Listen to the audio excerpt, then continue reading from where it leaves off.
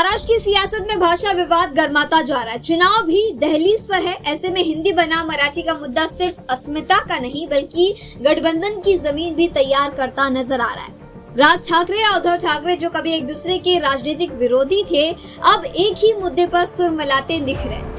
ऐसे में राजनीतिक गलियारों में कयासों के दौर जारी है और इसी बीच मीडिया रिपोर्ट से आ रही खबरों की माने तो हिंदी अनिवार्यता का विरोध मनसे प्रमुख राज ठाकरे और शिवसेना प्रमुख उद्धव ठाकरे के बीच दूरियां कम करने का कार्य कर रहा है, जो आगे चलकर गठबंधन में तब्दील हो जाएगी। सवाल ये उठता है कि क्या ये सिर्फ मराठी बनाम हिंदी का भावनात्मक मोर्चा है या पर्दे के पीछे एक बड़ा सियासी खेल रचा जा रहा है। दशकों के बाद ठाकरे परिवार की दो धाराएं फिर से एक होंगी क्या, ये भी सवाल उठ रहा है। आने वाले चुनावों से पहले इस भाषाई विवाद ने महाराष्ट्र की राजनीति को एक नई मोड़ पे लाके खड़ा कर दिया है। महाराष्ट्र की देवेंद्र फडणवीस सरकार ने नई शिक्षा नीति के तहत त्रिभाषा पढ़ाए जाने पर जैसे ही कदम उठाया, सियासत में भूचाल आ गया।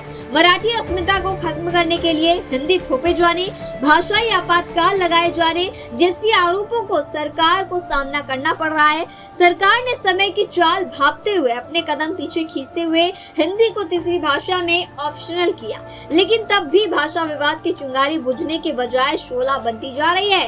मनसे नेता ने हिंदी अनिवार्यता के खिलाफ सड़क पर उतरने, हस्ताक्षर अभियान जैसे कदम उठाए।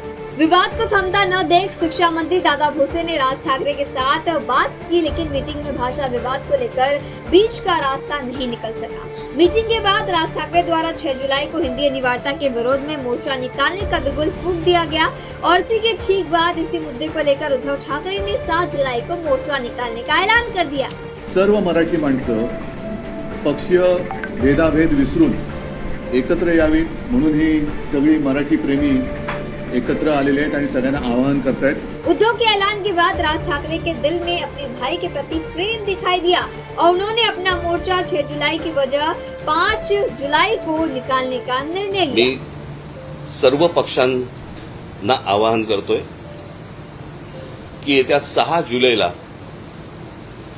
गिरगाव चौपाटीवरून मोर्चा काढायचा निर्णय आम्ही घेतलेला आहे। साथ ही उद्धव ठाकरे ने बात करने का फैसला किया।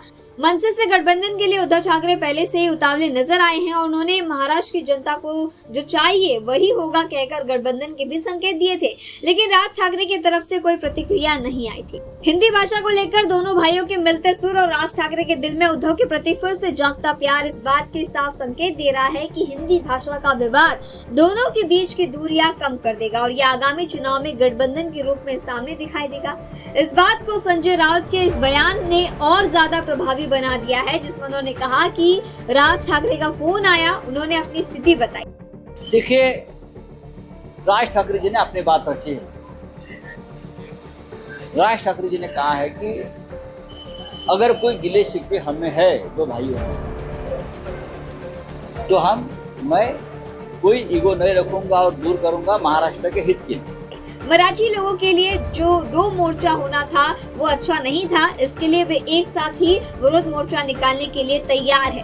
अब इसका असर इस स्थिति पे सबसे ज्यादा पड़ रहा है कि क्या गठबंधन होगा, क्या दोनों ठाकरे एक साथ आएंगे, क्या मराठी की एकता इन ठाकरे बंधुओं में नजर आएगी। महाराष्ट्र की राजनीति में ठाकरे परिवार का नाम दशकों से अहम रहा है, जहां शिवसेना के संस्थापक बाल ठाकरे ने मराठी अस्मिता को केंद्र में रखकर राजनीति की, वहीं उनके उत्तराधिकारी उद्धव ठाकरे और चचेरे भाई राज ठाकरे ने समय के साथ साथ अलग अलग राहें चुनी। लेकिन अब हिंदी भाषा के बढ़ते प्रभाव और मराठी अस्मिता के नए राजनीतिक पुनरुत्थान के बीच दोनों नेताओं की सियासी सोच एक जैसी होती दिख रही है। ये बदलाव क्या सिर्फ भाषा विवाद तक सीमित है या कोई बड़ा राजनीतिक मोड़ लाएगा, ये तो आने वाला वक्त ही बताएगा। लेकिन आपको क्या लगता है, राज और उद्धव की जोड़ी महाराष्ट्र की सियासत की दशा और दिशा बदल देगी? क्या महाराष्ट्र में फिर ठाकरे ब्रांड हावी हो जाएगा? कमेंट करके हमें जरूर बताएं। वीडियो को शेयर करें, चैनल को सब्सक्राइब करें और जिससे हमें इससे भी जुड़ी वीडियोस आप तक पहुंचाने में आसानी होती है। बनी रहिए हमारे साथ। धन्यवाद।